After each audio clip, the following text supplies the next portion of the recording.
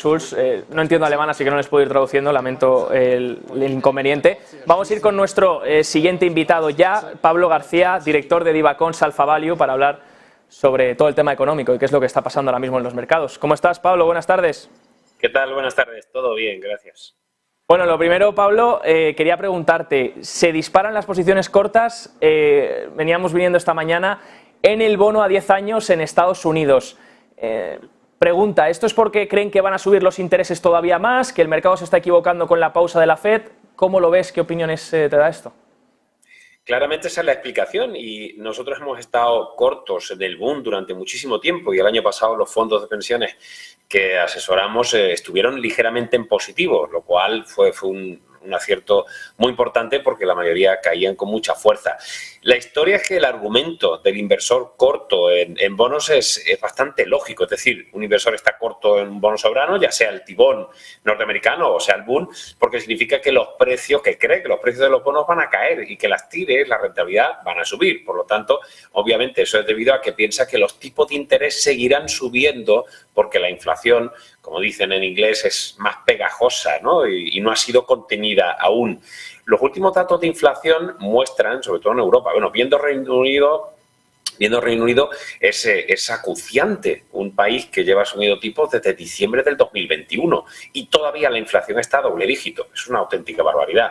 Y es verdad que las bases comparables de los datos de marzo pues venían a relajarse un poco, sobre todo el caso español, no tanto así la subyacente, el 3,3 y el 7,5%, pero lo que hemos visto es que bien, eso viene porque tuvimos la crisis o la invasión de Ucrania el 24 de febrero y en marzo pues tuvimos esa subida de los precios energéticos. Que no suban los precios energéticos, por favor, porque si no podremos tener Houston un problema, ¿no? En cualquier caso, la inflación subyacente sigue siendo brutal. En Francia, ya que está el señor Macron, y en España, los precios de los alimentos suben en torno al 15-16%. Es absolutamente insostenible. ¿Va a ser suficiente, como decía la señora Yellen, que el tensionamiento que se ha provocado por la crisis bancaria, por Silicon Valley Bank, por Credit Suisse, etc., va a ser suficiente como para hacer que, bueno, pues el mercado no se esté haciendo el juego digamos, a la disminución de esa rotación, de esa liquidez en el mercado? Pues parece que no, porque por arte de Birloque nos hemos puesto muy tranquilos y las cosas están mucho más tranquilas, aunque hay que reconocer que la banca mediana sigue sin recuperar en cuanto a las cotizaciones, pero no se ve un tensionamiento en los mercados monetarios respecto a lo que tuvimos hace tan solo un mes y pico. Así que, desde luego, la explicación es esa. Hay muchos que piensan o pensamos que la inflación todavía no está contenida como para lanzar ese mensaje. Además, hemos visto cómo los swaps, cómo el descuento, incluso de los recortes de tipos, han cambiado en cuestión de 2 semanas de una forma extraordinaria, cuando se está hablando ya de recortes de 200 puntos básicos desde el mes de junio, julio en Estados Unidos y en Europa 80 puntos básicos para empezar después del verano en septiembre. Eso se ha ido relegando. Ya no se espera que haya recorte de tipos en Europa este 2023 y para Estados Unidos se relega un poquito más tarde y además se baja de 200 a 150 puntos básicos. No lo sé, está esto todo tan cambiante, ¿no? Estaba preparando el diario de mercados de mañana de Divacons Alpha Value y ponía un aullido, de un lobo. No sé si viene el lobo o no viene el lobo, ¿no? Pero la desaceleración, todos pensamos que va a estar muy contenida, que va a ser muy corta, que la inflación se va a arreglar, que los resultados empresariales van a seguir manteniendo esa tendencia tan sólida y sorprendente que estamos viendo. Algo me dice que estamos vendiendo la piel del oso antes de cazarlo, o estamos siendo ese best case escenario, ese mejor escenario posible y quizás sea demasiado optimista. Además, ya varias veces ha ocurrido, Pablo. Ya varias veces hemos visto cómo el mercado se ha intentado adelantar a esa posible pausa o incluso a ese potencial pivot y mes tras mes ha sido errado, ¿no? Y al final el mercado ha tenido que hacer ese repricing de la curva y tarde o temprano descontar mayores tipos. Es curioso, es verdad también, cómo han cambiado los tipos de interés. Veíamos el 2 años por debajo del 4% cuando pasaba lo de los bancos. Ahora ya recuperando, por supuesto, y las probabilidades de pausa, como bien decías, de los swaps ya se están evaporando. Quería preguntarte también por las acciones. No sé cómo ves el mercado de renta variable, ahora los índices, sobre todo en Europa, disparados.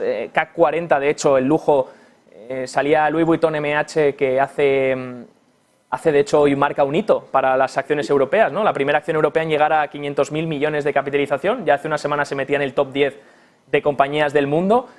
¿Qué opinas de esto? ¿Crees que está beneficiando de hecho más la reapertura china incluso a las compañías europeas? Bueno, sin duda en el caso del lujo es así. De hecho, es que hemos visto unos resultados de las compañías de lujo brillantes, no, brillantísimos en el primer trimestre, cuando todavía incluso la reapertura de China no era tan obvia al principio. Hablo del mes de enero.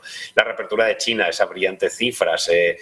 Bueno, nosotros muy contentos porque Louis Vuitton está en los fondos, está en la cartera modelo, o sea que nos está yendo bien, pero yo empiezo ya a tener pues esa tentación de decir, bueno, a la primera de a cualquier atipo de que el mercado se tome un pequeño descanso, pues tendremos que tomar plusvalías en la compañía, ¿no? Pero lo que demuestra es que los ricos lloran, pero menos, porque es extraordinario y brillante, pero lo están reflejando los resultados empresariales. Yo siempre he dicho que los mercados no se ponen caros si el mercado cotiza alineado con las estimaciones forward a futuro de beneficios, y es lo que está pasando en el sector, pero mucho me temo que las expectativas no pueden mantenerse ahí. Pero bueno, la parte esa de consumo semicíclico del sector lujo está aguantando muy bien, pero en China ya se está hablando que 2024 va a ser quizá, pues el riesgo está a la baja y el segundo o tercer trimestre se marcarán los máximos del ciclo, pero 2024 las expectativas, sobre todo de nuestros analistas asiáticos, empiezan a ser un poquito más comedidas para China. No sé, cuando estás en máximos, cuando tienes 500.000 millones de euros de valoración, lo hemos visto en Prada, lo hemos visto en Hermès, lo hemos visto en Louis Vuitton, pues cualquier alto en el camino puede significar una toma de beneficios de en torno al 10%. Pues te agradezco todo este análisis, Pablo García, como siempre. Me encantaría preguntarte 20 cosas más que tengo también apuntadas, pero nos quedamos sin tiempo. Te doy las gracias, como siempre, director de Divacons Alpha Value, por tu tiempo. Gracias, Pablo. Un placer, un abrazo.